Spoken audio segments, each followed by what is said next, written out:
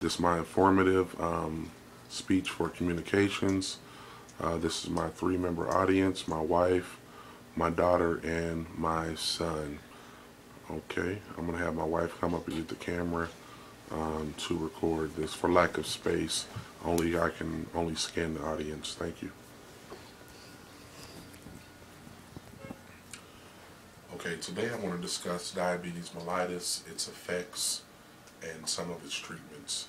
About 18.5 million people are affected by diabetes mellitus in the United States. About 6 million people, of whom are adults, are affected by the disease, but are unaware that they have the disease. Consequently, diabetes is the third leading cause of death in the United States. Now, what is diabetes mellitus? Diabetes mellitus is a common metabolic disease which is characterized by pancreatic islets that are either unable to produce insulin, they produce insufficient amounts of insulin, or the insulin that is produced, the body and the tissues are insensitive to it. One of the major manifestations of diabetes mellitus is hyperglycemia. Hyper meaning excessive, glyc meaning sugar or sweet, and emia meaning blood. So there's an excessive amount of sugar in the blood freely circulating. It's also characterized by the 3 P's, which is polydipsia, frequent thirst, polyphagia, frequent hunger, and polyuria, frequent urination. The types of diabetes are type 1 diabetes, which is an non-insulin producing person, or juvenile onset diabetes, which affects 10 to 12% of diabetics.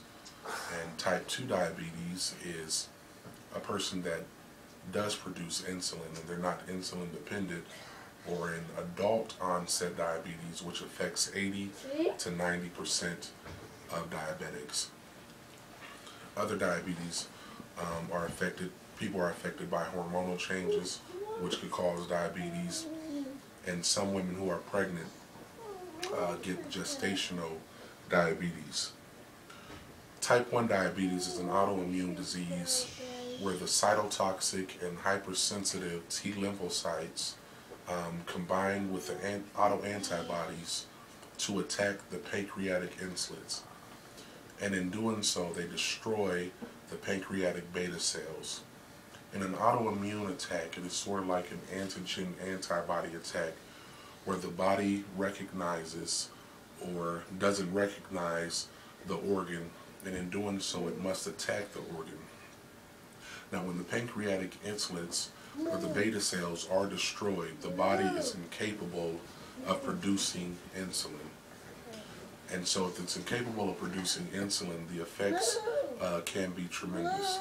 So what is important about insulin? Insulin, I'm going to change my PowerPoint here. Insulin helps to uptake glucose, amino acids, and fatty acids into the body's tissues and cells. It synthesizes them and stores them for later use.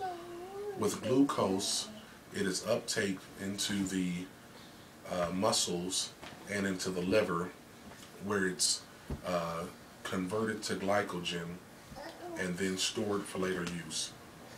And what happens is, while the glucose is uptake into the muscle and the liver, this ultimately lowers the blood glucose in the body, which is a positive effect. What happens when the body goes through a hypoglycemic reaction, or a lowering of the blood glucose? There are 2 things that happens. There is an adrenaline response in which the body, you have shaking, sweating, cold and clammy hands, and then there is a central nervous system response in which there may be confusion, combativeness, and loss of level of consciousness. If the insulin decreases too much, the person can go into a diabetic shock, diabetic ketoacidosis, or a diabetic coma, and can ultimately die. So that's why the diabetic is treated with insulin. There are short insulin, there are rapid insulins, there are long-lasting insulins, and there are intermediate insulin. The important thing to know about insulin is the onset of the medication, the peak of the medication, and the duration of the medication. The onset of the medication is when the medication first begins to work in the body of the person. The peak of the medication is when the medication reaches its maximum effectiveness in the body. The duration of the medication is from the beginning of the onset to the end of the medication's therapeutic effect in the individual. The most important thing to know about that is the peak levels while taking insulin. Because at the peak levels, this is when the blood sugar can drop and the person can go into a diabetic shock or a diabetic coma.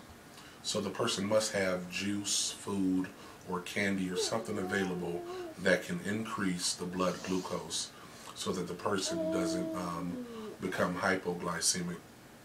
You have type 2 diabetes, in which the pancreatic islets possibly produce insulin, but the body is insensitive.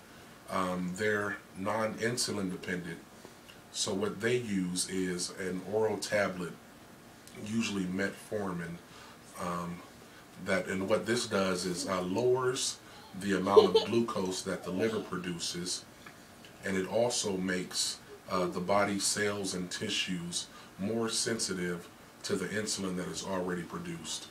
Type 2 diabetes can be controlled by the oral medication and often can be controlled by diet and exercise. Type 2 diabetes is contributed to obesity and also heredity. All that I want you to get out of this is that we must take care of ourselves. If you are diabetic, please take your prescriptions as prescribed by your physician for the duration of time that they are prescribed. If we need to lose some weight to control type 2 diabetes, let's do that so that we can live a long, happy, and productive life. Thank you very much. Thank you, audience.